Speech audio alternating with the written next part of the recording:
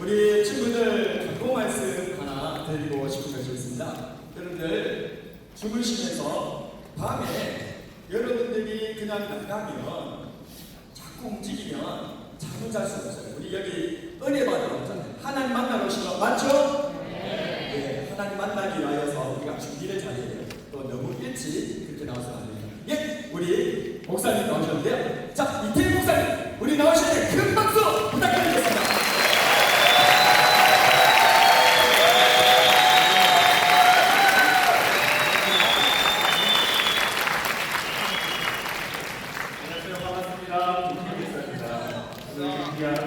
자리에 초대해 주셔서 감사드리고 오늘 특별한 여러분들의 그런 시간들이 있게 되길 바랍니다. 잠깐 기도하고 오늘 강의 시작하겠습니다. 사랑의 하나님 감사합니다. 오늘 세계로 교회 한 달의 연을 목표했고 하나님께서 이 시간 이 자리에 함께해 주시고 우리의 다음 세대가 바로 우리의 미래입니다. 하나님 이 자리에 모인 사람 우리 모든 다음 세대 한 사람 한 사람을 성령으로 부어 주시고 이 사울의 눈에 비늘이 벗겨지듯 오늘 이 시간 성령의 영, 진리의 영으로 이 시간 우리 마음과 심령 가운데 임해 주셔서 우리의 관점이, 우리의 생각이, 그래서 우리의 삶이 하나님의 뜻 가운데 견고하게 뿌리내리고 또 앞으로 평생 열매 맺는 그런 하나님의 거룩한 일꾼들로 종으로 세워지는 시간들이 될 수 있도록 성령으로 기름 부어 주시옵소서. 예수 그리스도의 이름으로 축복하며 기도합니다. 아멘. 네, 저는 오늘 두 번의 강의를 오전에 한 번 그리고 오후에 한 번 이렇게 강의를 하게 될 텐데요. 첫 번째 강의는 세계관 전쟁입니다. 이 세계관 전쟁이라는 주제로 오늘 함께 여러분들과 강의를 나누고 하는데요. 먼저 세계관 전쟁을 이해하기 위해서 먼저 세계관이 무엇인지를 제가 먼저 설명을 드리고 이 서로 다른 세계관들이 이 땅에서 어떻게 지금 갈등을 일으키고 충돌을 일으키며 전쟁 가운데 있는지를 여러분들과 함께 나누는 그런 시간을 갖도록 하겠습니다. 제가 준비한 파워포인트로 화면을 넘겨주시면 감사하겠습니다.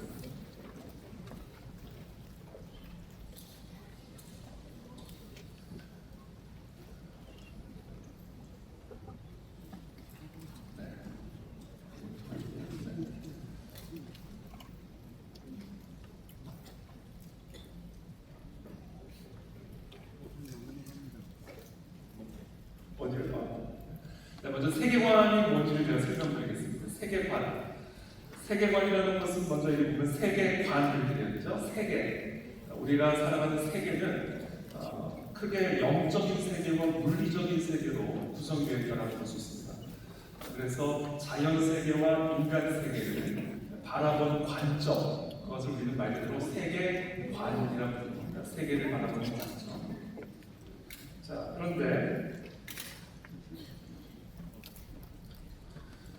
이 세계를 바라보는 관점은 반드시 세계를 살아가는 방식을 만들어냅니다. 세상을 우리가 어떻게 바라보느냐에 따라 그 세상을 어떻게 살아가는지가 결정이 되는 거예요. 그래서 우리가 바라보는 대로 살아가는 겁니다. 똑같은 것을 바라보고도 그것을 바라보는 관점들이 다르죠. 그렇기 때문에 살아가는 방식도 달라진 겁니다. 예컨대 천지를 창조하신 하나님을 믿는 관점으로 세계를 바라보면 그 천지를 창조하신 하나님이 명령하신 대로 살아가는 방식을 만들어내는 겁니다. 반면에 세상에 천지를 창조한 하나님이 없다. 세상에 하나님이라는 존재가 없다. 내가 이 땅의 주인이다. 인간이 세상의 중심이다라고 세상을 바라보는 관점을 가지면 그렇게 자기 마음대로 살아가는 삶의 방식이 나오게 되는 겁니다. 그래서 세계를 바라보는 관점은 이 세상에서 그 세계 속에서 살아가는 방식을 만들어낸다라는 것이죠. 네, PPT가 좀 잘 안 넘어가는데, 네. 그래서 제가 어디를 향하면 될까요? 어디를 향해서 저기. 네. 저기를 향하여 쏘겠습니다. 네. 그렇기 때문에 지금 제가 여기 피라미드 형식으로 제가 도표를 만들어 왔는데 이해를 돕기 위해서 월드 세계관 그것이 가장 밑에 토대가 되고요. 바로 이 월드 위에 무엇이 선하고 악한지를 판단하는 가치, 밸류가 나옵니다. 뭐가 좋고 뭐가 좋지 않은지. 우리가 무언가를 선하고 악하다 판단을 할 때 그것을 판단하게 되는 기초가 있는데 그 기초가 세계관이라고 하는 거예요. 바로 그 세계관을 토대로 밸류가 나오는 것이고 가치가 나오는 것이고 바로 그와 같은 가치관에 따라 행동하게 되는 거예요. behavior.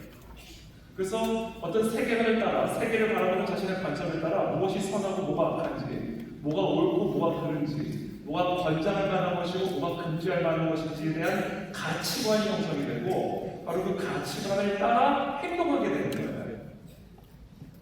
그리고 그와 같은 사람들의 행동들이 모여서 컬처, 문화가 만들어지게 되는 겁니다. 그러니까 우리가 이 시대의 문화를 바꾸려면 사람들의 행동을 바꿔야 되고 사람들의 행동을 바꾸려면 사람들의 가치관을 바꿔야 되고 사람들의 가치관을 바꾸려면 뭘 바꿔야 돼요? 사람들의 세계관을 바꿔야 돼요.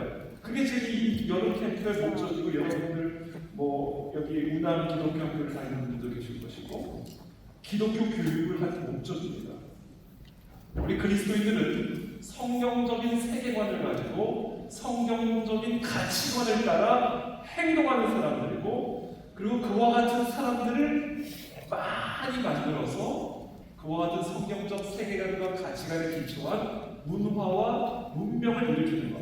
그것이 바로 예수님의 지상 명령인 것이죠. 그리고 우리 그것이 모든 교회와 그리스도인들의 사명인 것이죠.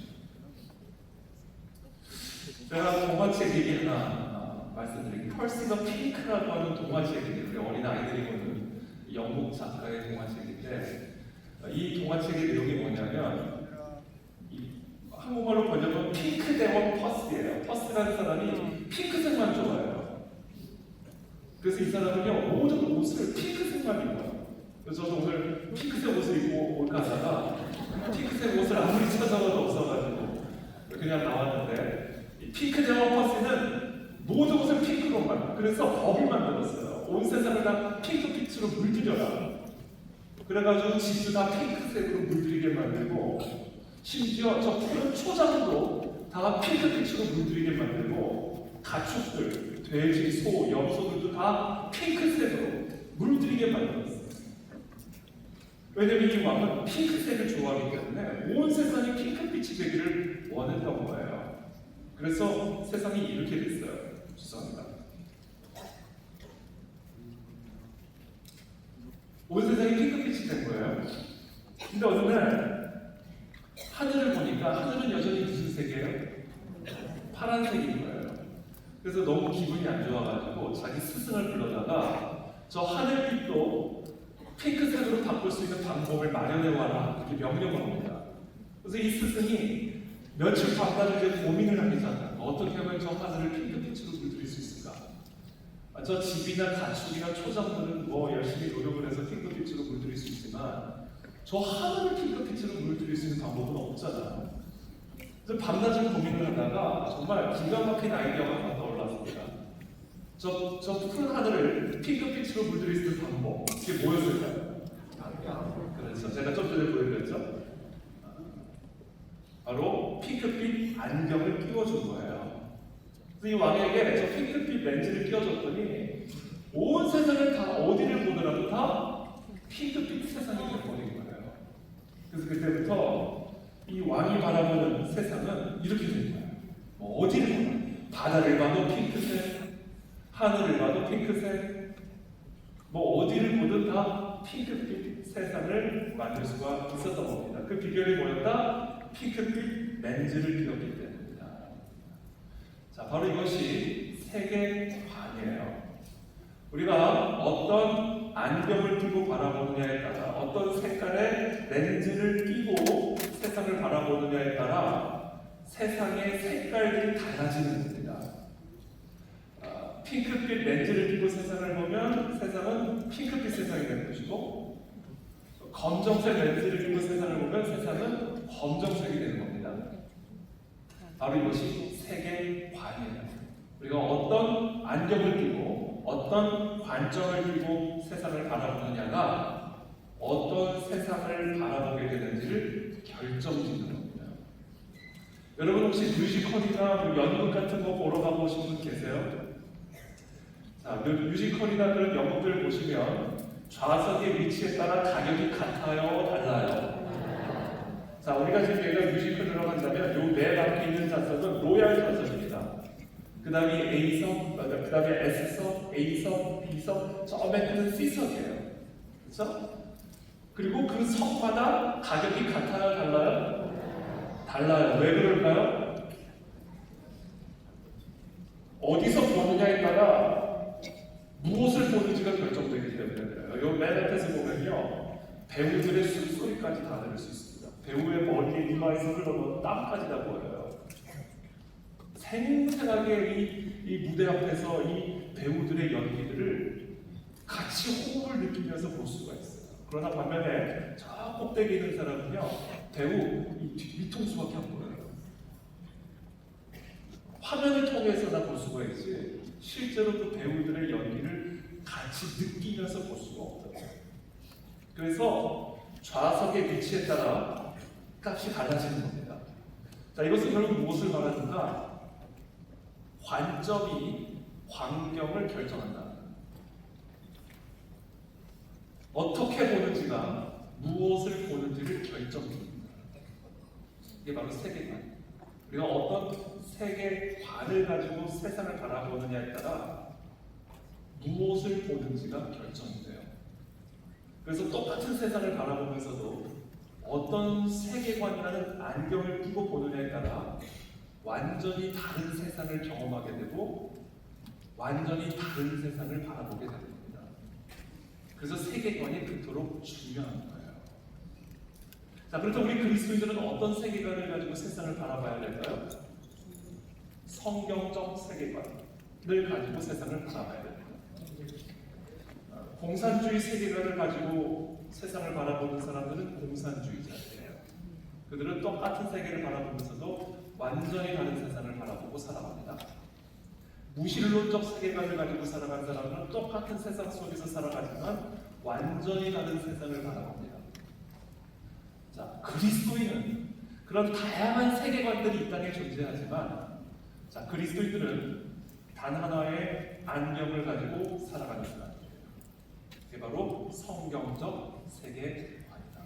저는 여기 계신 우리 모두가 하나님의 말씀을 우리의 유일한 관점, 유일한 안경으로 삼게 되기를 축복합니다. 무엇이 선하고 악한지, 무엇이 옳고 그른지 모든 판단의 기준은 오직 하나, 살아계신 하나님의 말씀입니다. 그래서 저는 흔히 이렇게 말합니다. 우리 모든 그리스도인들이 끼고 살아야 할 안경이 있는데 그 안경의 이름이 바로 성경입니다. 성경을 저는 그래서 영어로 바이블이라고 말하지만 저는 또 다른 표현으로 Holy Glasses, 거룩한 안경. 하나님의 말씀을 우리의 유일한 안경으로 삼고 유일한 해석의 기준, 관점의 틀로 삼는 것. 바로 그 사람이 그리스도입니다. 그리고 그런 성경적인 관점으로 우리가 무장이 되어야만 그렇게 살아갈 수가 있는 거고, 그때 그와 같은 문화와 문명을 일으키게 되는 것이죠. 그리고 그것이 우리들의 사명이고 오늘 이 강의의 목적입니다.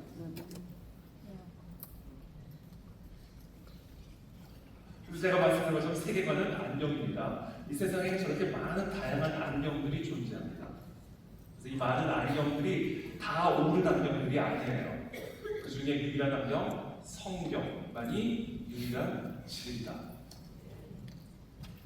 그래서 제가 오늘 강의 제목을 세계관 전쟁으로 삼은 겁니다. 유일한 진리, 이 성경적인 세계관과 이것을 대적하는 다른 수많은 안경들과의 충돌과 갈등 속에 우리가 살아가고 있기 때문에 우리는 이 하나님의 진리만을 유일한 기준, 유일한 안경으로 삼고 이 세상에서 살아갈 때 불가피하게 충돌할 수밖에 없다.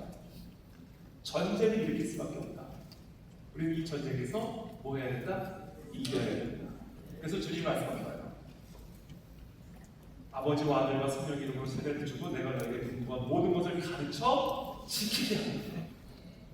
끼워줘야 된다. 성경 다 끼워줘야 된다. 다른 거짓된 헛된 안경을 다 벗겨내고 이 성령이라는 유일한 진리를 가르쳐서 지키게 해야 된다. 그리고 그 사명을 감당하기만 한다면 내가 세상 끝날까지 너희와 함께할 거다라고 약속하십니다. 이게 우리들의 삶입니다.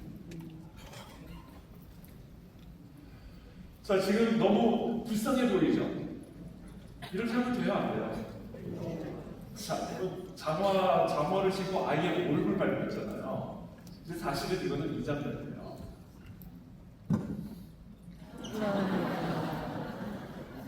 근데 관점이 얼마나 중요한지 아시겠죠? 저 지금 아이가 장난치고 있는 장면의 관점을 딱 편집을 해가지고 딱 클로즈업한 관점을 보여주니까 이 장난에서 폭력으로 나오는 거예요. 그렇죠? 이게 바로 관점이에요. 그러니까 지금 왼쪽의 사진을 보는 분들은 인권 침해, 아동 인권을 침해하는 거다라고 막 이야기를 할 수 있지만, 그러나 제대로 된 관점을 가지고 보게 되면 애가 장난치고 있구나 하하하 하고 넘어갈 수 있는 겁니다. 그렇죠?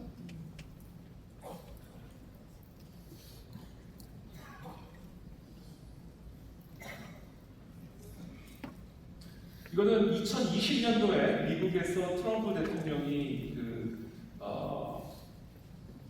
힐러리 클린턴 당시 민주당 후보하고 대선 펼칠 때의 그 유세 장면입니다. 당시 미국의 모든 언론들은 매우 트럼프가 당선되는 것을 싫어했고 또 두려워했어요. 그래서 당시 미국의 많은 언론들은 대부분 민주당의 힐러리 클린턴의 편에 있었습니다. 자, 그러다 보니까 언론 보도를 할 때도 트럼프 대통령에 대해서는 좀 불리하게 보도하는 경우들이 많았고, 힐러리 클린턴에 대해서는 조금 더 우호적으로 보도하는 경우들이 참 많았습니다. 그 대표적인 예로 클린턴 후보와 당시 트럼프 후보가 유세를 할 때 최대한 힐러리 클린턴의 유세장에 더 많은 사람들이 모여 있다는 것을 부각시키기 위해서 트럼프 대통령의 유세 장면은 항상 카메라가 클로즈업을 해줬고, 그래서 지금 트럼프 대통령의 뒷면에 있는 사람들하고 밖에 보이지 않게 보도를 했고, 힐러리 클린턴의 유세 장면은 항상 멀리서 찍어서 전체 모인 사람들의 장면들을 방송함으로써 이 힐러리 클린턴의 유세장에 더 많은 사람들이 모여 있는 것처럼 보도를 했습니다. 이런 보도들이 당시 미국 언론의 주류를 형성했기 때문에 당시 많은 사람들은 2020년도에 힐러리 클린턴이 당연히 대통령으로 당선될 거라고 보도를 했습니다. 그리고 실제로 많은 국민들이 그렇게 믿었었습니다. 그런데 놀랍게도 트럼프 대통령이 미국 대통령으로 당선이 됐던 거예요. 그 사람들은 깜짝 놀랐죠. 아니 어떻게 그럴 수 있는가? 근데 사실은 너무 깜짝 놀랄 만한 일이 아니었습니다. 왜냐하면 실제 현장의 모습은 이런 것이었기 때문에. 그러니까 사실 이것은 당연한 결과이지 깜짝 놀랄 일이 아니었다. 왜 그렇게 깜짝 놀라게 만들었는가? 이게 바로 다 사람들의 관점을 가지고 장난질을 쳤기 때문이에요. 그리고 우리가 깨어있어서 분별을 해야 된다는 거예요. 그리고 어떤 관점을 가지고 보여주느냐에 따라 사람들의 관점을 현혹할 수가 있기 때문에 그래요.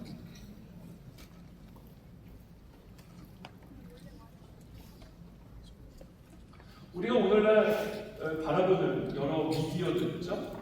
뉴스나 또 여러분 SNS나 소설이나 영화나 만화나 이런 것들이 다 우리의 눈을 사로잡는 세계관을 형성하는 세상의 도구들입니다. 교육도 마찬가지예요. 자, 이런 것들을 우리가 이제 주입을 그냥 아무 분별력 없이 보여주는 대로 보고 들려주는 대로 듣게 되면 지금 좀 전에 제가 보여드린 것처럼 우리가 완전히 현혹당하고 속임수에 넘어갈 수가 있게 된다는 겁니다. 지금 여기 제가 준비한 사진을 보시면, 지금 여기 보시면 카메라가 있죠. 그리고 그 카메라가 비추는 장면은 뭡니까? 어떤 사람이 칼을 들고 누군가를 막 쫓아가는 장면을 지금 이 카메라가 비추고 있죠. 근데 이 카메라가 전체적인 장면을 비춰줘야 되는데 전체적인 장면을 비춰주지 않고 지금 저 빨간 원 테두리만을 집중해서 보여주는 거예요. 자, 그러다 보니까 가해자는 피해자처럼 보여지게 되는 것이고 피해자가 오히려 가해자처럼 보여지게 되는 겁니다. 그러니까 안방에서 TV를 보는 분들, 스마트폰으로 뉴스를 검색하는 분들, 자, 이런 미디어를 거쳐서 우리에게 중계가 되어지는 그런 장면만을 보고 있는 사람들은 다 하나같이 가해자를 피해자로 여기고 피해자를 가해자로 여기게 된다는 겁니다. 이게 다 뭐예요? 속이는 거예요. 그렇기 때문에 우리도 모르는 사이에 저 카메라를 쥐고 있는 사람들의 관점이 우리 모든 대중들의 관점 속에 주인이 되어버린다는 거예요. 그래서 우리가 흔히 이 미디어를 미디어 권력이라고 부르는 거예요. 우리들의 여기 계신 한 분 한 분들의 관점과 생각을 쥐락펴락하는 거예요. 뭐 하나로? 저 카메라 하나. 얼마든지 우리들의 관점을 자기 마음대로 조작할 수가 있는 거예요. 그래서 우리에게 뭐가 필요하다? 분별력이 필요하다. 그래서 이 분별력을 위해서는 우리가 열심히 공부도 해야 되고요. 무엇보다 성경을 열심히 읽으셔야 되고요. 영적인, 지적인 분별력을 계속해서 연마해 나가셔야 돼요. 그래야 속지 않을 수가 있어요. 뭐 이런 것들 다 비슷한 이미지입니다. 이거는 지금 우리 그 메타 페이스북의 설립자인 주커버그가 이제 가상현실의 안경들을 사람들한테 쓰고 자기 혼자 멀쩡한 눈을 가지고 걷잖아요. 이게 뭐예요? 내가 다 이 안경 쓴 사람들의 관점들을 내가 다 지배한다. 그리고 자기 혼자 저 안경을 안 쓰고 맨 눈으로 걸어가잖아요. 이게 이 세상의 모습을 상징적으로 보여주고 있는 그림입니다. 그때 우리는 저 안경을 씌워주는 것을 거부하고 하나님의 말씀만을 우리 안경을 딱 삼고 방향을 거스르는 사람이 되어야 됩니다. 네. 우리의 사명이고 우리들의 모습이 되어야 된다. 그래서 여기 보시면 제가 이런 사진을 준비했는데 트루스, 진리. 우리가 진리라고 여겨졌고 진리라고 믿어봤던 것들을 우리가 이 성경이라는 렌즈를 가지고 우리가 한번 잘 살펴보면 수많은 라이스, 수많은 거짓말들의 총합일 수 있다. 그리고 그것을 분별할 수 있는 유일한 관점의 기준이 바로 하나님의 말씀입니다. 자, 세계관은 안경입니다. 두 번째, 세계관은 뭐다? 따라하세요. 세계관은 신념이다. 벨트한샤운이라는 단어, 칸트가 처음으로 사용한 세계관이라는 개념입니다. 칸트는 세계관을 이렇게 정의했습니다. 함께 읽어보겠습니다. 시작.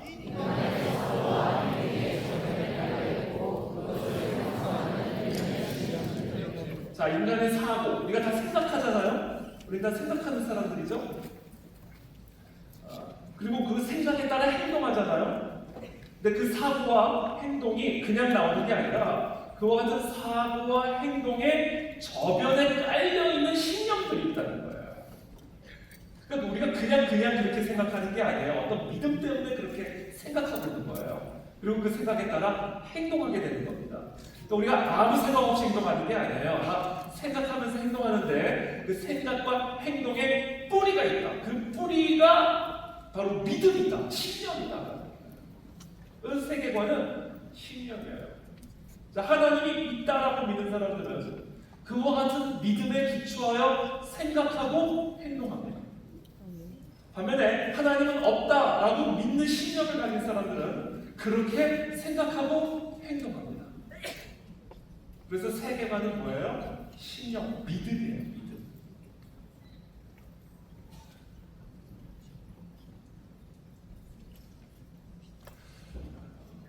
무엇에 관한 믿음들인가? 이런 믿음들입니다. 쭉 한번 넘겨봐주세요. 이게 잘 안 넘어가요. 진정으로 참된 최고의 실제는 누구인가? 이건 말하는 거예요. 신이란 존재가 존재하는가 아닌가? 하나님이란 존재가 있는가 없는가에 대한 믿음. 이 세상을 둘러싼 세계의 본질은 무엇인가? 하나님이 창조한 것인가 아니면 우연히 만들어진 것인가에 대한 믿음. 자, 인간은 무엇인가? 인간은 진화된 원수인가 진화된 존재인가 아니면 정말로 하나님이 창조한 하나님의 형상인가에 대한 믿음. 자, 인간이 죽으면 어떤 일이 일어나는가? 다 그냥 흙으로 돌아가는 것인가 아니면 천국과 지옥으로 들어가는 것인가? 자, 인간이 이렇게 지식을 가질 수 있는 이유는 무엇인가? 그냥 단순히 그냥 진화된, 그냥 물질이 진화된 것이라면 우리는 어떻게 생각할 수 있게 된 것이고, 무엇이 옳고 무엇이 그른지를 우리는 도대체 무엇을 기준으로 알 수 있는가? 그냥 내가 생각하기에 옳으면 옳은 것인가? 아니면 그 옳고 그름의 기준이라는 것이 있는 것인가? 자, 이 모든 것에 대한 믿음, 그 믿음이 세계관이고 사람들은 그 믿음에 따라 생각하고 행동한다는 거예요. 자, 그런 면에서 이 세상에 살아가는 모든 사람들은 다 믿음이 있는 사람들이에요. 이 모든 질문에 대한 다 각자만의 믿음들이 있어요. 믿음이 없는 사람들은 없어요. 다만 그 믿음이 올바른 믿음인지 옳지 않은 믿음인지 성경적인 믿음인지 비성경적인 믿음인지에 대한 차이가 있을 뿐이지 이 세상에 살아가는 모든 사람들에게는 다 지금 여기 나온 이 질문들에 대한 각자마다의 믿음이 있어요. 그리고 그 믿음이 세계관이고 바로 그 세계관이 우리의 모든 생각과 행동의 저변에 깔려있는 토대가 됩니다.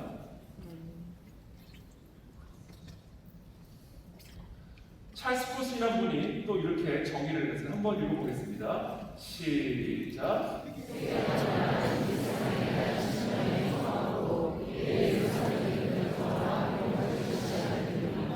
자, 비슷한 내용이에요. 자, 세계관이란 뭐냐면 이 세상을 바라보는 자신들의 신념이고 그 신념이 우리의 일상적인 결정과 행동을 지시한다. 그리고 어떤 세계관을 갖고 있느냐에 따라 그것이 우리의 일상의 모든 결정들을 결정짓는다. 그러니까 세계관이 얼마나 중요한 거예요. 그러니까 저 여러분들이 성경적인 세계관을 갖고 있다는 말은 결국 무슨 얘기예요? 성경대로 생각하고 성경대로 결정하고 성경대로 행동한다는 것을 의미하는 겁니다. 나는 성경과 세계관을 갖고 있지 않은 사람이야 라는 것은 결국 뭐예요? 성경과 상관없이 결정하고 성경과 상관없이 행동하게 되는 거예요. 근데 오늘날 많은 그리스도인들의 정말 문제점이 뭔지 아세요? 자기는 성경을 믿는다고 하면서도 성경대로 생각을 하지 않아요. 자기는 성경을 정말로 사랑한다고 하면서도 성경대로 결정하지를 않아요. 이게 지금 오늘날 우리 그리스도인들의 문제의 핵심입니다.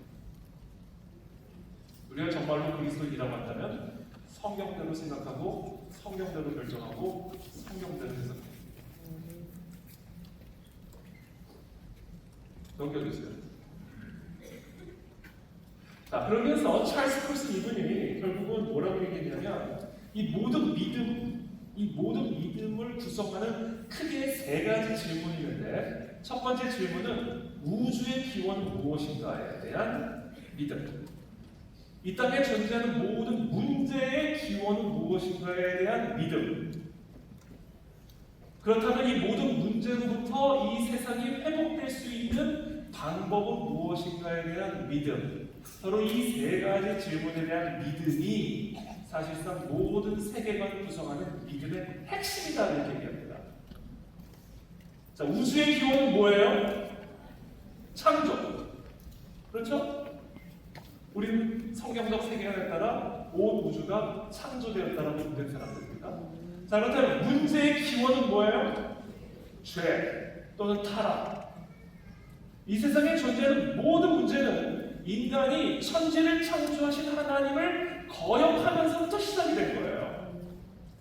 그러니까 이 땅에 존재하는 모든 문제들의 근원, 기원은 뭐예요? 인간의 하나님에 대한 반역과 불순종, 타락이 모든 문제의 출발점이 된 겁니다. 자, 그러므로 이 모든 세상에 존재하는 문제들을 해결할 수 있는 회복의 기원은 뭐예요? 여호와께로 돌아가야 되는 거예요. 하나님께로 돌아가야 되는 거예요. 말씀으로 돌아가야 되는 거예요. 그걸 구원이라고 부릅니다. 그래서 성경적 세계관의 신념 핵심, 창조 믿음, 타락, 그 다음에 구원, 복음. 바로 이 세 가지가 결국은 성경적 세계관을 형성하는 가장 기본적인 신념이 되는 겁니다. 자, 제가 이제 뭐 또 있는데 요거들은 그냥 넘어갈게요. 그냥 쭉 넘겨주세요. 이거는 제가 나중에 시간이 쭉 넘어가겠습니다.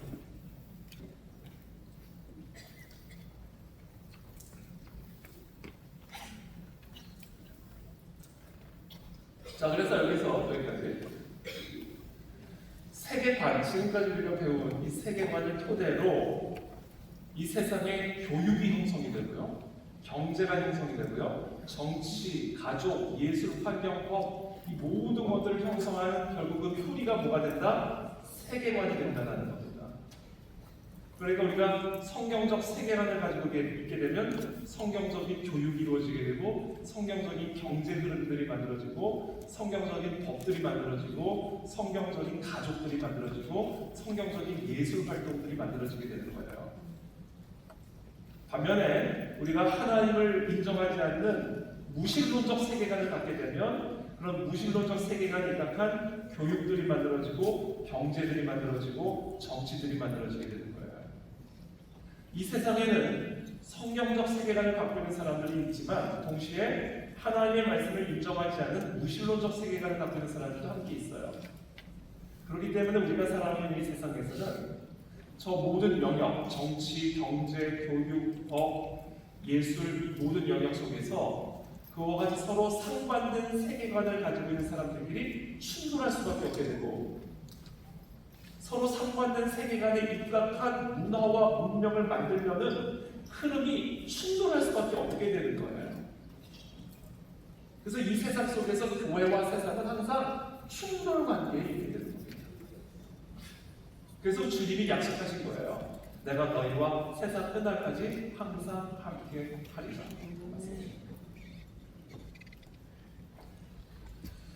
자, 이제 제가 그 전쟁이 성경에서 어떤 식으로 보여졌는지 제가 한번 좀 설명을 해드리도록 하겠습니다. 우리 여호수아서 2장 1절에서 3절인데요. 우리 한번 다 같이 함께 읽어보겠습니다. 시작.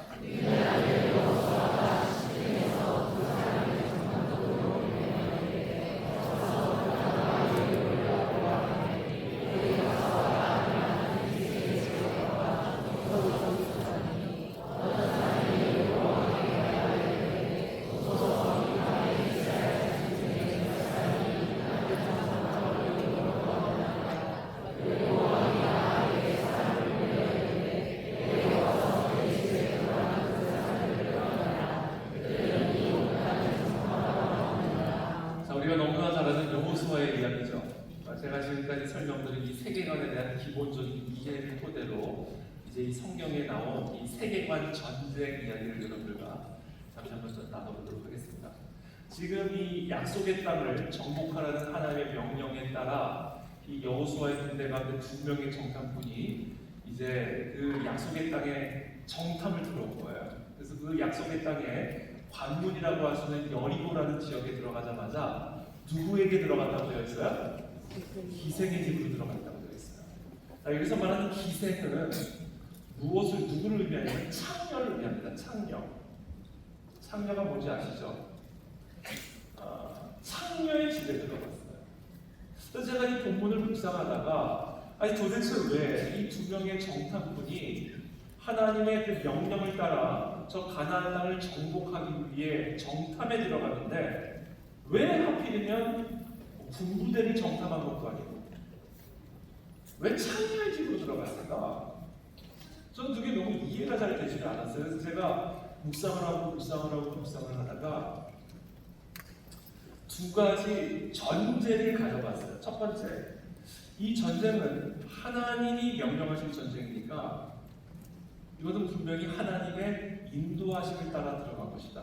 굳이 그 시간에 자기가 원치 않던 성령의 인도함을 받아서 이 창녀의 집에 들어갔을 것이다 라고 하는 전제. 2번째 전제는 그것은 하나님이 명령하신 전쟁이니까 분명히 하나님이 이들을 창녀의 집으로 인도해 들이셨다면 전쟁에 반드시 필요했기 때문일 거라는 전제. 이 두 가지 전제를 가지고 왜 이 정탐꾼이 창녀의 집에 들어갔을지를 제가 한번 묵상해 보았습니다. 이 두 명의 정탐꾼이 창녀의 집으로 들어간 이유를 이해하려면 당시 가나안 땅을 지배하던 세계관이 무엇이었는지를 먼저 이해하실 필요가 있습니다. 가나안 사람들이 섬기던 우상의 이름이 있는데 그 우상의 이름이 뭔지 아세요? 네, 제가 여기 다 그랬죠. 바알입니다. 바알. 이 바알은요 풍요의 신입니다. 풍요의 신. 이 가나안 지역은 농사를 짓는 지역이었기 때문에 풍요를 위해서는 풍년을 맺어야 돼요. 곡식을 많이 재배하는 풍년이 필요합니다. 이 농사를 지을 때 가장 도움이 필요한 동물이 누구예요? 황소죠, 황소. 그래서 황소를 영어로 뭐라고 부르죠?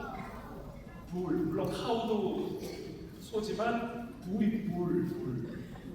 불이라고 부르죠. 불. 여러분 시카고 불스. 황소죠. 이 황소는 이 풍요의 상징입니다. 그래서 왜냐면 농사를 짓는 데 반드시 필요한 동물이기 때문에 황소의 도움이 없이는 농사를 지을 수가 없었기 때문에 그래서 황소는 힘의 상징인 동시에 풍요의 상징이에요. 그래서 여러분 뉴욕의 월스트리트에 가면 세계 최고의 금융가잖아요. 거기 금융가에 가면요 거대한 황소상이 세워져 있습니다. 그 왜 그래요? 황소가 풍요의 상징이기 때문에 그래요. 그래서 이 물과 말은 사실상 어원의 뿌리가 우리가 같은 개념이라고 볼 수가 있는 겁니다. 자, 이 바알에게는 뭐 와이프라고 말할 수는 없지만 파트너가 되는 여신이 있었는데 그 여신의 이름이 뭐냐면 아스다롯입니다. 아스다롯. 자, 여러분 풍요를 많이 맺으려면 풍년을 맺어야 되고 풍년을 맺으려면 하늘에서 뭐가 내려와야 돼요? 비가 많이 와야 되겠죠. 자, 이 바알을 숭배하던 당시 가나안 사람들의 믿음 또는 바알적 세계관에 따르면 풍년을 맺기 위해서는 비가 내려야 되고 비가 내리기 위해서는 저 바알과 아스다롯이 하늘에서 계속해서 성적인 관계를 가져야 된다고 믿었어요. 그래서 바알과 아스다롯이 저 하늘에서 성적인 관계를 가질 때 떨어지는 바알의 정액을 비라고 불렀습니다. 그래서 그 비가 떨어질 때 이 땅에서 생명을 솟아나요. 우리가 풍년을 맺을 수 있고 풍요를 누릴 수 있다라고 믿었어요. 자, 이게 뭐예요? 세계관이에요.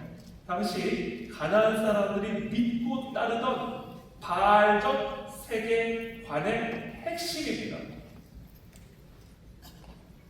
그러니까 풍년을 많이 맺으려면 비가 많이 내려야 되고 이 사람들의 신념, 이 사람들의 세계관에 따르면 비가 내리려면 이 두 신이 하늘에서 계속해서 성적인 관계를 가져야 되고 그래서 당시 바알을 숭배하는 사람들은 이와 같은 바알 신전에 모여서 집단적인 성관계를 가졌어요. 그래서 저 하늘에 있는 바알 신과 아스타로 신을 지속적으로 성적인 흥분 상태에 있게 만들어서 계속해서 비를 내리게 만들었어요.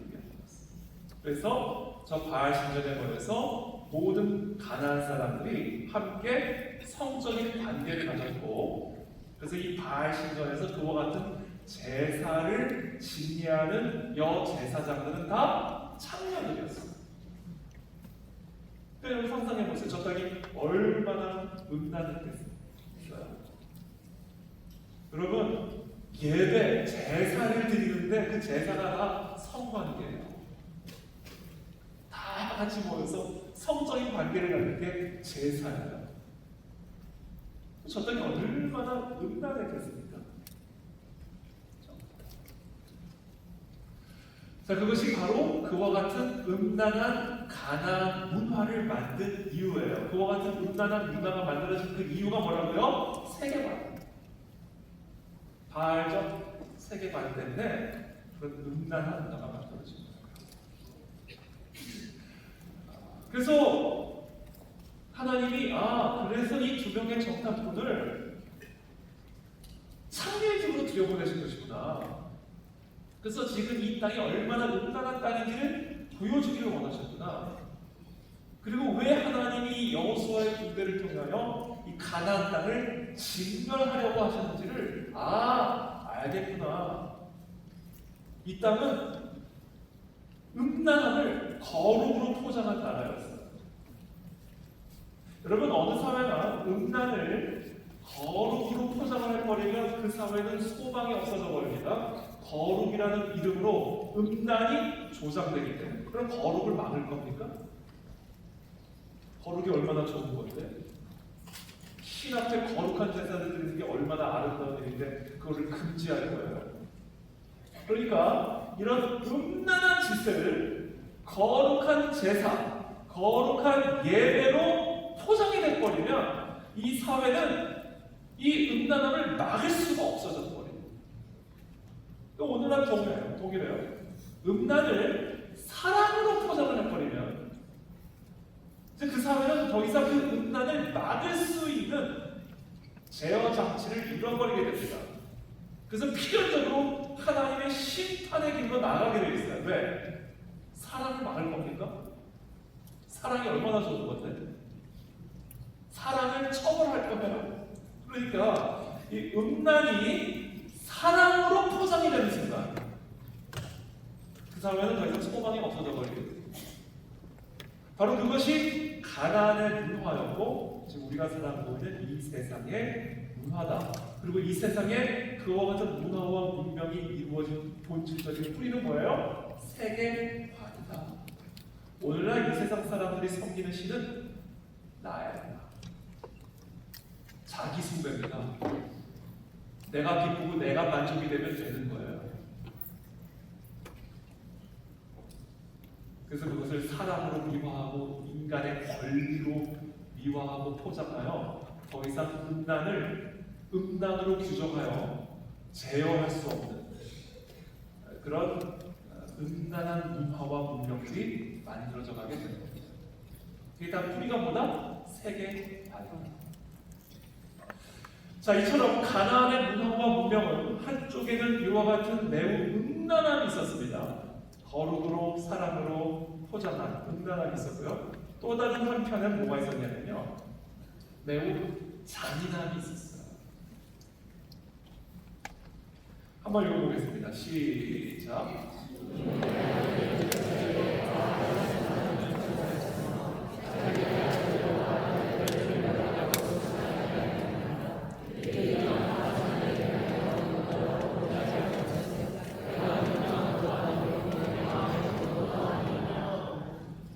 자, 지금 뭐라고 되어 있어요? 바알의 산당을 이 이스라엘 백성들이 한복판에 지었대요. 그리고는 거기서 자기의 아들과 딸들을 몰렉 앞으로 지나가게 했다. 저 몰렉이요, 지금 저기 저 상이 몰렉 상입니다. 그러니까 바알 신전에 있었던 우상인데 그 우상에게 자기의 아들들과 딸들이 지나가겠다는 말은 제물로 바쳤다는 얘기예요. 자기 아들들과 딸들을 저 신의 제사를 위한 제물로 바쳐서 그 아이들의 목을 따서 그 피를 재단에 붓든지 아니면 그 타는 불에 자기의 아들들과 딸들을 던져서 그 신이 기뻐 흠양하는 제물로 올려드렸다라는 이야기입니다. 그러니까 인신 제사예요. 그게 바로 저 가나안 땅의 문화였습니다. 그리고 세계관이었습니다. 그러니 저 땅이 얼마나 잔인한 땅이었을지를 상상해 보세요. 여러분, 애기들 이뻐요? 안 이뻐요? 너무 이쁘잖아요. 오늘도 아침에 호텔에서 식사를 하는데 아이들이 부모랑 같이 뭐 이런저런 얘기를 하는데 얼마나 이쁜지 모르겠어요. 가서 몇 살인지 묻고 싶을 만큼 너무 사랑스러워요. 그런 애들의 목을 그냥 다 버리는 거예요. 자기 부모. 근데 어떻게 그렇게 잔인한 사회가 될 수 있을까? 그게 다 세계관이다. 그게 신을 기쁘게 해드릴 수 있고 그것으로 말미암아 이 땅에 풍년을 가져줄 수 있다라고 믿는 그 믿음 때문에. 근데 여러분, 그렇게 아름답고 사랑스러운 아이를 죽일 수 있는 사회가 노인들의 생명에 대해서는 어떻게 여기겠어요? 아니 그렇게 사랑스러운 아기를 죽이는데 살 만큼 다 산 노인들의 생명에 대해서는 얼마나 가볍게 여겼겠냐고요. 별로 볼품 없어 보이는 장애인들의 생명은 얼마나 하찮게 여겼겠어요. 그렇게 사랑스러운 아기의 목도 따는 사회가 하나를 보면 열을 안 쓰듯이 그 한 어린 아기의 생명을 대하는 그 사회의 태도를 보면 기본적으로 인간의 생명을 대하는 태도가 어떠한지를 확인할 수가 있는 겁니다. 그렇기 때문에 집인 가나안 땅은 매우 음란한 사회였을 뿐만 아니라 또 한편으로는 매우 잔인한 사회였다는 것을 알 수가 있습니다. 근데 여기서 여러분들 반드시 이해하고 넘어가야 될 것은 어느 사회나 음란해지잖아요. 그럼 반드시 잔인해집니다. 사람의 생명을 가볍게 여기기 시작해요. 왜 그런지 아세요? 성이 생명을 만들어내기 때문에 그래요.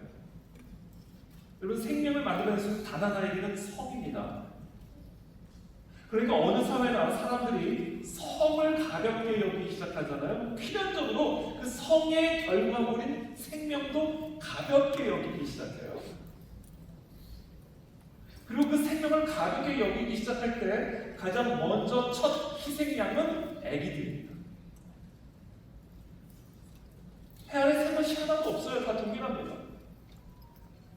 그래서 어느 사회든지 성을 함부로 갖고 성을 가볍게 여기는 마치 배고프면 편의점에 가서 삼각김밥 하나 사 먹듯이 성을 그렇게 함부로 대하거나 가볍게 여기는 사회가 돼버리면 반드시 필연적으로 사람의 생명도 함부로 대하기 시작하고 가볍게 여기기 시작해요. 그리고 첫 희생양은 아기고 그래서 성윤리가 붙게 되면 가장 먼저 낙태가 인권으로 증거합니다.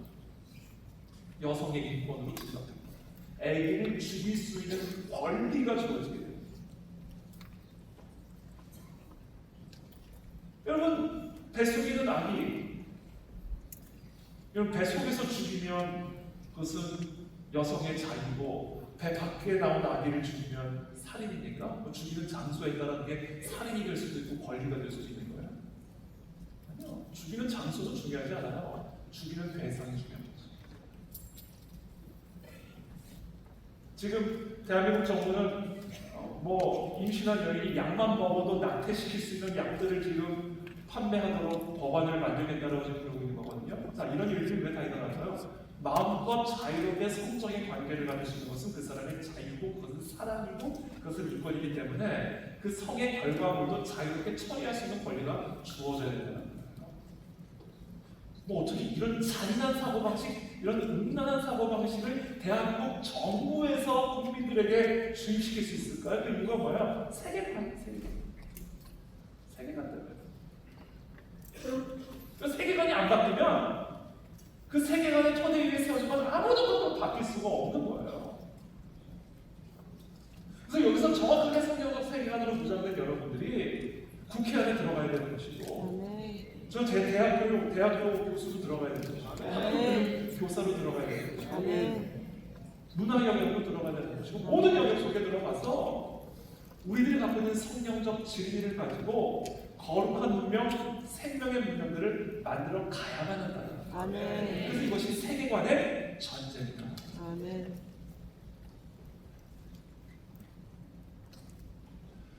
자, 지금 말씀드린 이 세상과 우리들의 세계관의 갈등을 다른 용어로 표현하면 성경적 세계관과 자연주의 세계관의 전쟁이라고 말할 수 있어요. 자, 여기서 요 개념을 여러분들이 좀 잘 이해하시는 게 참 중요합니다.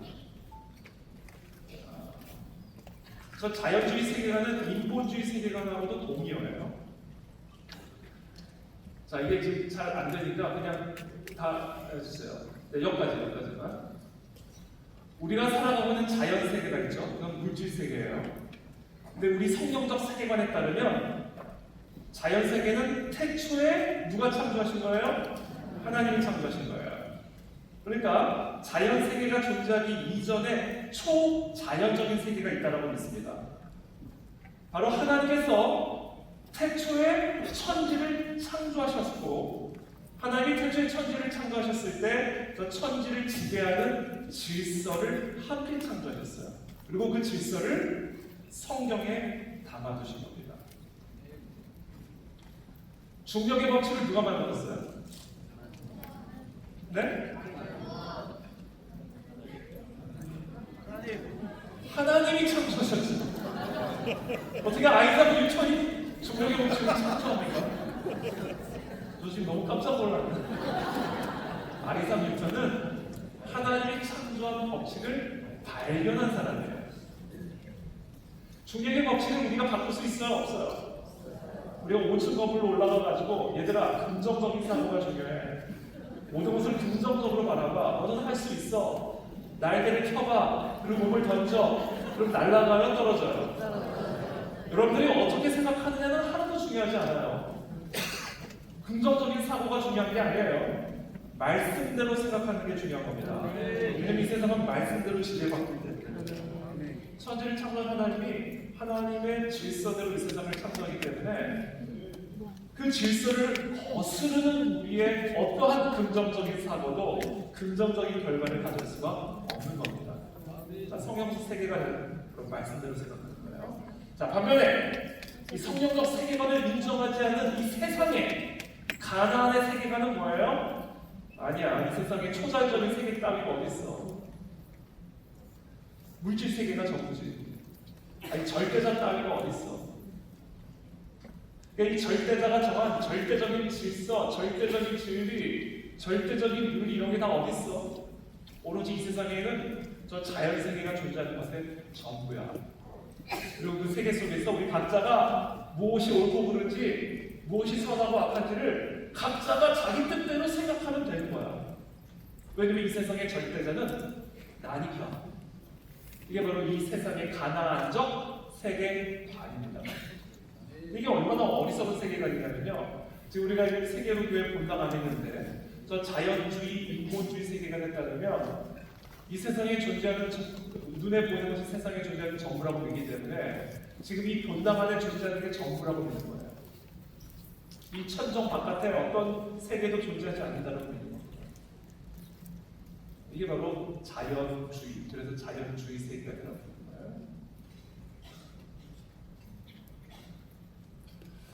자, 그래서 이 세상은 저와 같은 반성경적인 세계관, 세상에 절대적인 진리는 없고 절대자도 존재하지 않고 각자의 소견에 오른 대로 내가 무엇을 먹고 싶은지 먹기 싫은지를 내가 결정해서 내가 결정한 대로 행하면 된다 라고 바라보고 있는 저런 무신론적 인본주의 세계관이 이제 모든 교육 영역 안에 다 녹여져 들어가 있어요.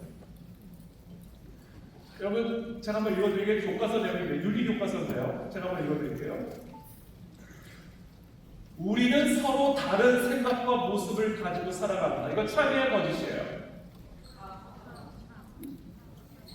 우리는 서로 다른 생각과 모습을 가지고 살아간다. 이건 참이에요, 거짓이에요? 참이죠. 여기 똑같은 모습 같은 사람 한 사람도 없잖아요.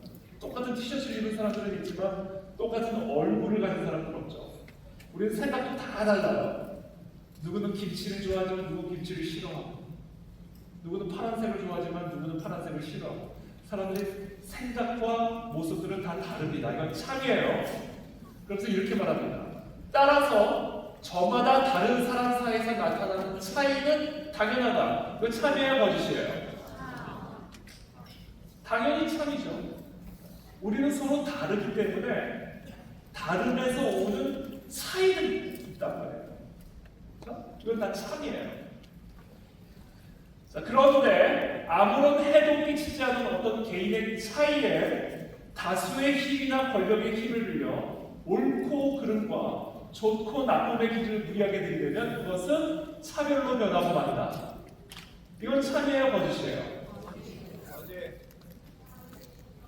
자, 이것도 참입니다. 차별에 대한 올바른 정의예요. 자, 우리는 서로 달라요. 여기 같은 사람 한 사람도 없어요. 다 달라요. 다르기 때문에 그 다름에서 오는 차이가 있어요. 그러니까 그 다름에서 오는 차이에 대해서 어떤 절대적인 옳고 그름의 기준을 기준을 가지고 야, 너 뭐 잘못된 거야, 그건 옳은 거야라고 들이대면 그것은 차별이죠. 왜? 다른데 다.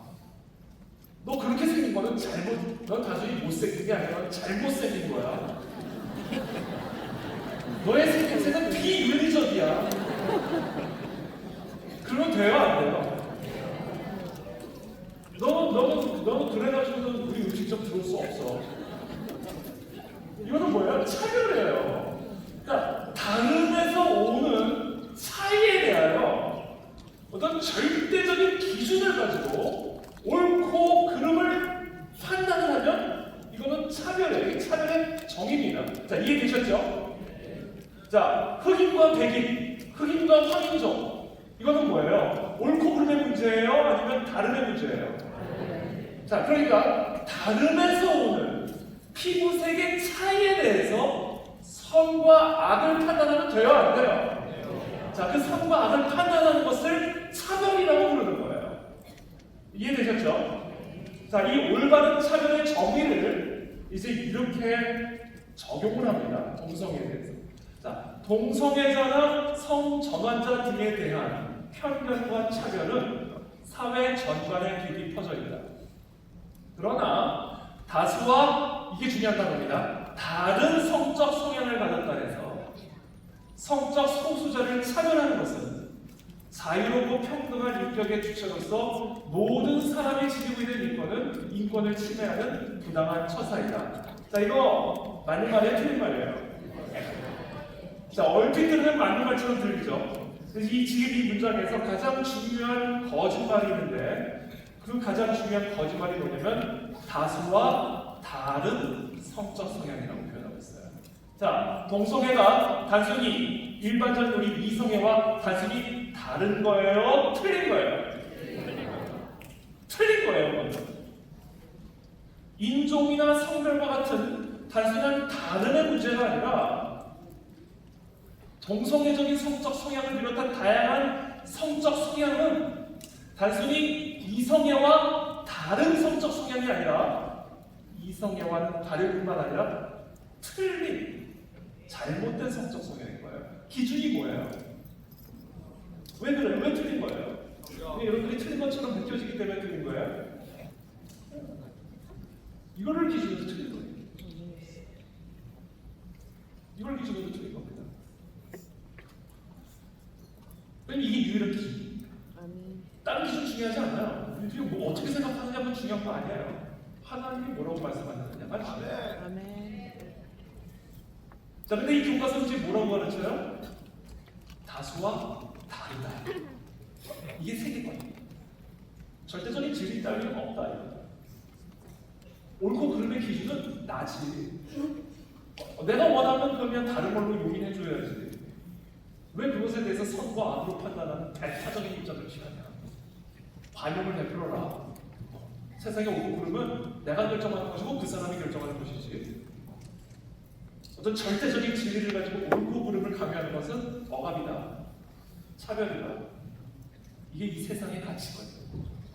바로 그와 같은 세계관이 바로 지금 이와 같은 교육 안에, 교과서 안에 다름이라는 아주 달콤한 개념 안에 녹여져 있는 거예요. 자, 그러니까 이 교과서는 지금 어떤 교육을 지금 우리들에게 주입시키고 있는 거냐면, 인종이나 성별과 같은 다름의 범주와 윤리적인 옳고 그름의 범주가 있다고 생각해 보세요. 이 동성애를 또는 다양한 성적 성향을 옳고 그름의 범주에서 끄집어내다가 인종이나 성별과 같은 다름의 범주에 집어넣고, 동성애에 대해서 옳고 그름을 판단하는 행위는 인종이나 성별과 같은 다름의 문제에 대해서 옳고 그름을 강요하는 차별적인 행위다라고 지금 가르치는 거예요.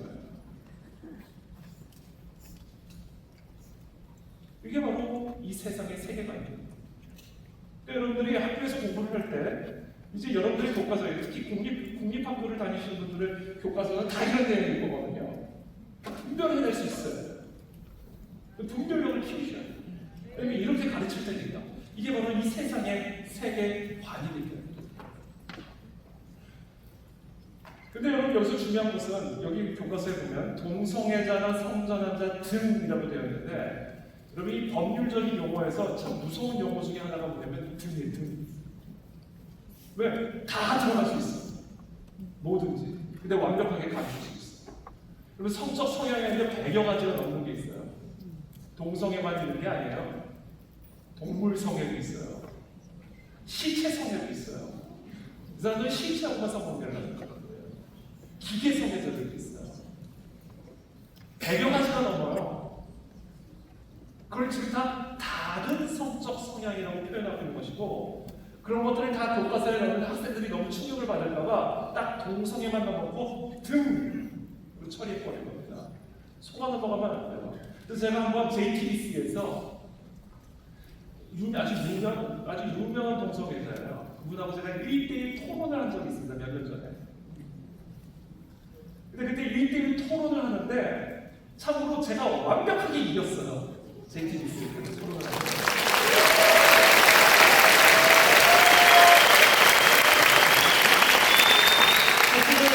긴장을 많이 하고 왔거든요. 왜냐면 이분이 워낙 활동을 많이 하는 그런 동성애 운동가였기 때문에 1대1로 토론을 한다는 게 상당히 부담스러웠는데 왜 그걸 완벽하게 이겼어요. 완벽하게 이길 수밖에 없는 이유는 그들은 거짓된 세계관을 갖고 있기 때문에 이 거짓된 세계관을 사람들을 설파시키려면 숨기는 거 외에는 방법이 없어요. 속이려면 뭐가 반드시 수반돼야 되는지 아세요? 공포가 수반이 돼야 돼요. 겁줘야 돼요. 자꾸 고발한다. 자꾸 그러면 인권 유린자로 내가 낙인 찍어버린다. 이 거짓말을 설파시키려면 공포심을 유발하는 방법밖에 없어요. 그러니까 토론을 하는데 이게 합리적인 토론이 되는 게 아니에요. 예를 들면 이런 거예요. 그 사람이 자꾸 저한테 인권 침해자라는 거예요. 차별주의자라는 거예요. 동성애는 흑인이나 우리 다른 성별을 가진 남성, 여성의 다른 성별의 차이처럼 성적 성향의 다름일 뿐인데 그 다름의 차이에 대하여 자꾸 너는 옳고 그름, 선과 악으로 판단을 하니까 당신은 차별주의자다라는 거죠. 저한테. 그래서 제가 아니다. 나는 차별주의자가 아니다. 나는 단순히 절대적인 선과 악의 기준이 있다고 믿고 그 기준에 따라 동성애는 정상적인 자연스러운 성적인 성향이 아니라고 나는 믿는다. 만약에 당신이 동성애가 그렇게 좋으면 마음껏 해라. 나는 마음껏 비판하겠다. 각자의 길을 가자.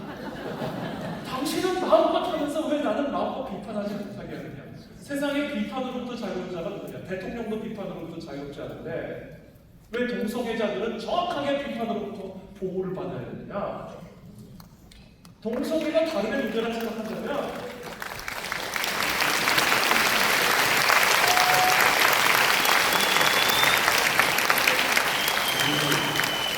세계적인 수준이 높은 당신이 동성애를 인종 성별과는 다른의 문제로 생각하는 거 오케이 나 그건 인정할게. 그러나 나는 그것을 다른의 문제로 생각하지 않아. 나는 그것이 틀린 거라고 생각해. 그러니까 나의 입장도 존중해줘. 다른 입장이야. 다른 거 중요하다. 그렇게 얘기했어요. 안 되는데. 그러면서 막 저한테 막 거의 막 협박적으로 막. 그래서 제가 차분하게 그렇다면 내가 질문 하나 할게 당신한테. 당신 동성애를 다른의 문제라고 말했지. 그러면 동물 성애에 대해서는 어떻게 생각해? 어떻게 동성애와 동물 성애를 비교하냐는 거예요. 말도 안 된다는 거예요. 동물 성애를 하면 안 된다는 거예요.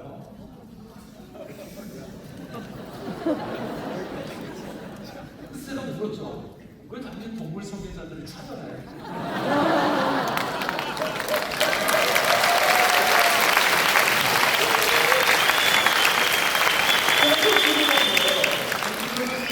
소아성애에 대해서 뭐예요? 소아성애, 페도필리아라고 하는 거예요. 이 페도필리아는요 10대 아이들하고만 성관계를 갖는 사람이에요.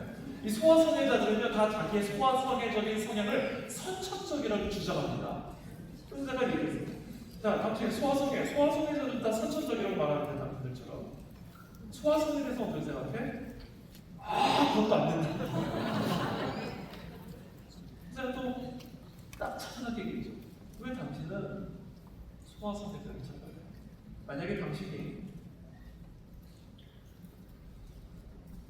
동성애는 다른의 문제고 소아성애나 동물성애를 틀림의 문제로 말한다면 동성애와 그와 같은 소아성애가 무엇이 다른지를 나한테 합리적으로 설명해 주세요.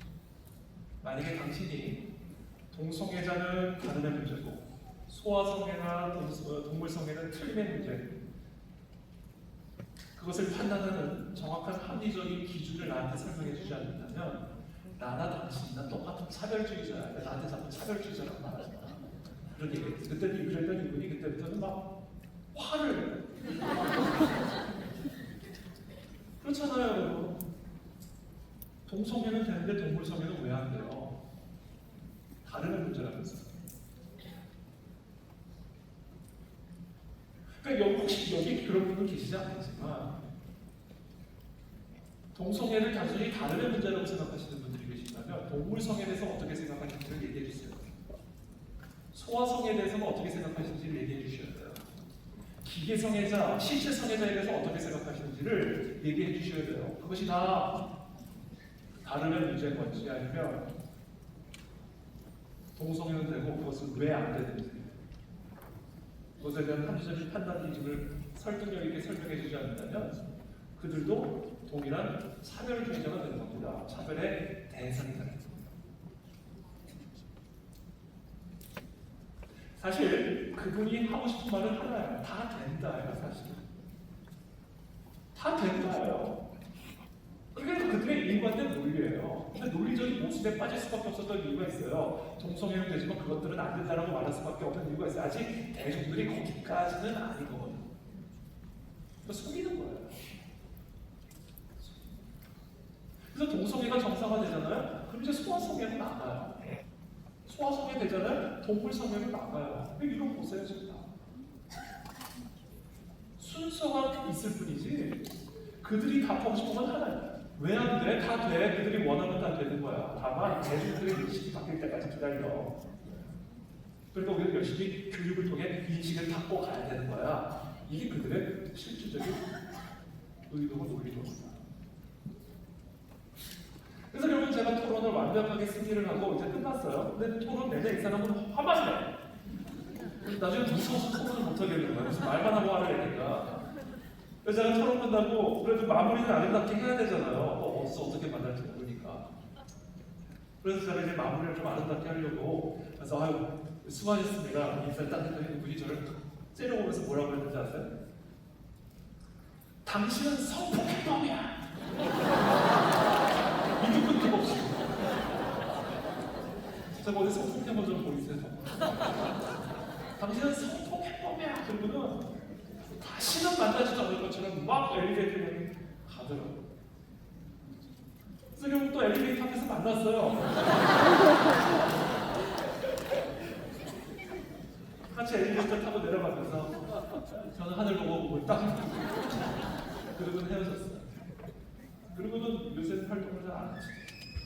어쨌든 간에 여러분 논리를 가지고 싸우셔야 돼요. 이거는 질 수 없는 싸움. 왜냐면 우리 진리의 편에 서 있거든요. 그리고 주님이 세상 끝날까지 함께 하신다고 약속하셨기 때문에 싸우셔야 돼요. 그러기 위해서 여러분들이 지적인 노력을 게을리 하시면 안 돼요. 영성의 노력을 게을리 하시면 안 돼요. 영적인 분별력과 지적인 분별력을 무장하셔야 돼요. 그래서 제가 많은 분들에게 항상 얘기하는 게 뭐냐면 우리 모든 다음 세대, 특히 여기 계신 우리 다음 세대들이 이중 언어 능력을 개발해야 된다고 제가 항상 강조합니다. 여러분, 우리가 다 한국말을 하는 사람들이죠.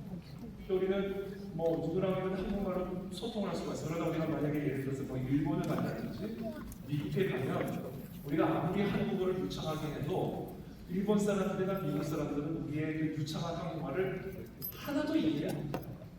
그러니까 우리가 그런 나라에 가서 그 나라의 사람들과 소통을 하려면 그 나라 사람의 언어를 습득해야 됩니다. 이게 이중 언어 능력이에요. 자, 그와 같이 성경의 언어는요, 이 세상 사람들이 전혀 알아들을 수 없는 언어입니다. 동성애가 왜 안 되는지 레위기편 레위기가 뭐냐? 레위기 너나 읽어라. 자, 로마서가 뭐냐? 하나님의 말씀이야. 너나 믿어라. 그러니까 이 성령의 언어는 우리들에게는 진리예요. 그러나 이 세상 바깥, 이 교회 바깥에 있는 사람들, 당장 지금 세계로의 평범한 바꾸만으로 나가도 이 언어는요, 똑같은 한국어여도 그들에게는 이건 외계어예요, 외계어. 이해할 수 없고, 납득할 수 없고, 용납할 수 없는 언어들이라고요. 그러니까 우리가 그와 같은 사람들에게 소통할 수 있는 이중 언어 능력을 갖춰야 합니다. 바꿔 말하면, 예를 들어서 동성애는 죄야. 그러면 하나님을 인정하지 않고 성경적 세계관을 갖고 있지 않은 사람들은 야, 너에게나 죄지 나에게는 권리야 라고 말하는 사람에게 계속해서 레위기 로마서 얘기를 해봐야 소통이 되지 않아요. 그러니까 그런 자들에게는 어떻게 얘기해줘요? 의학적인 언어로 설명해 줄 수 있어요. 예를 들면 너 동성애? 동성애적인 성적 행위가 그게 얼마나 인간의 육체와 건강을 해치는지 알아? 그러면서 의학적인 전문성을 가지고 쫙 설명해 준다고 생각해보세요. 그러면요, 이 사람들은요, 성경은 용납은 안 해도 그 의학적인 문제 때문에 그래? 이거 안 되는 거구나. 동성애의 문제에 대해서 비판하는 것을 차별금지법으로 막아야 돼? 그래? 차별금지법? 법적인 언어로 반격할 수 있고 변호할 수 있는 능력을 갖추면 그들에게는 성경의 언어는 외계어인지 모르지만 성경적인 가르침은 마치 성육신하신 주님처럼 영신 하나님이 육체의 옷을 입고 이 땅에 오셔서 하나님의 실체를 우리에게 계시해 주신 것처럼 이 하나님의 영적인 진리를 지적인 언어로 세상 사람들도 알아들을 수 있는 지적인 언어로 설명할 수 있는 능력을 갖춰야 됩니다. 그러니까 이거는요, 두 개가 다 있어요. 영적인 진리를 지적인 언어로 소통할 수 있는 능력. 영이신 하나님이 육체를 입고 이 땅에 오셔서 하나님을 계시해 주신 것처럼 영적인 진리를 지적인 언어로 설명할 수 있는 능력을 키워야 돼요. 이게 제가 얘기하는 이중 언어입니다. 그러기 위해서 그것이 뭐야? 전문성을 가지고 그러니까 여러분들이 공부하는 목적이 뭐여야 돼요? 여러분들이 공부하는 이유가 뭐여야 돼요? 단순히 좋은 대학 가서 출세하는 것이 여러분들이 공부하는 목적이면 안 된다. 우리는 이 하나님을 대적하는 세상 속에서 하나님의 진리의 뿌리를 둔 문화와 문명을 일으켜야 할 그리스도의 지상 명령을 받은 사람들이다. 여러분들이 공부하는 이유와 목적이 뭐야 돼요? 이 영적인 진리를 세상에 가르쳐 지키게 하는 명령이 되어야 돼요. 그때 다니엘에게 10배의 지혜를 주신 것처럼 여러분들에게 10배의 지혜를 주실 겁니다. 여러분들에게 필요하신 그 영역으로 들어가 그 속에서 다니엘처럼 에스더처럼 빛을 발하실 거예요. 그러니까 여러분들이 뭐예요? 영적인 능력과 지적인 능력을 겸비하는 거예요. 영성과 지성의 사람이 되시기를 축복합니다. 거기에 한 가지 덧붙이면 영성과 지성에 뭐가 반드시 덧붙여져야 되냐면 야성이 덧붙여져요. 왜냐하면 우리는 영성과 지성을 가지고 온심하고도 들어가는 게 아니에요. 이 영성과 지성을 교회 안에서 우리들끼리 설파하는 게 아니에요. 세상 속으로 들어가요. 그리고 그 세상 속은 전쟁터예요. 여러분들이 야성, 믿음의 야성으로 무장이 되어 있지 않으면 아무리 좋은 영성과 아무리 좋은 지성을 가지고 있어도 결정적인 순간에 입이 삐뚤어져요. 혀가 꼬부라져요. 베드로죠. 베드로는 영성도 있고 지성도 있었어요. 예수님이 하나님이 아니라는 걸 가장 먼저 고백한 사람이에요. 그러나 예수님이 겟세마네에서 책 꺼내는 그 순간부터 혀가 어떻게든지 말려들어버려요. 입이 삐뚤어져 버리니까 모른다. 믿음의 야성을 키우셔야 돼요. 그 야성을 지금부터 키우셔야 돼요. 영성과 지성으로 서로 부딪히죠. 논쟁하세요. 그러면서 여러분들 지성 개발시키시고 야성들을 키워가시고 그래서 세상과 충분하시고 세상과 충분하면 우리가 부셔질 것 같죠? 아니요. 예수님이 우리가 끝날까지 함께 하신다고 했습니다. 우리가 세상과 충분하면 세상이 부셔집니다. 그것을 위해서 우리가 영성과 지성으로 준비가 되어야 합니다. 준비된 내용들은 더 많이 있지만 오늘 시간이 마무리가 되기 때문에 그래서 오늘 마치도록 하겠습니다.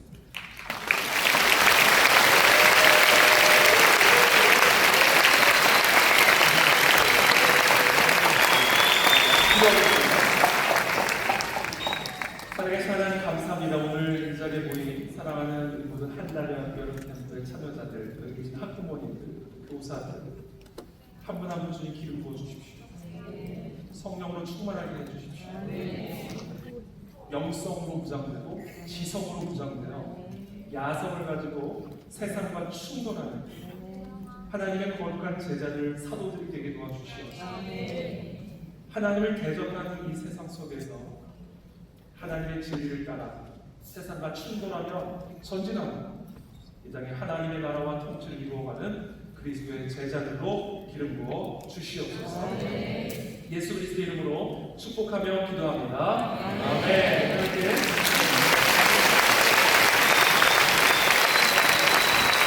자, 우리 멋진 강의 주신 우리 이동희 목사님께 다시 한번 박수 부탁드리겠습니다. 고맙습니다. 잠시 후에 한번 모셔보도록 할게요. 자, 여러분 캠프 둘째 날이 밝았습니다. 네, 은혜 많이 받고 계신가요? 제가 여러분들 모습을 봤는데 이거 쉽지 않은 내용인 것 같은데 굉장히 이제 집중해서 잘 듣는 모습을 보고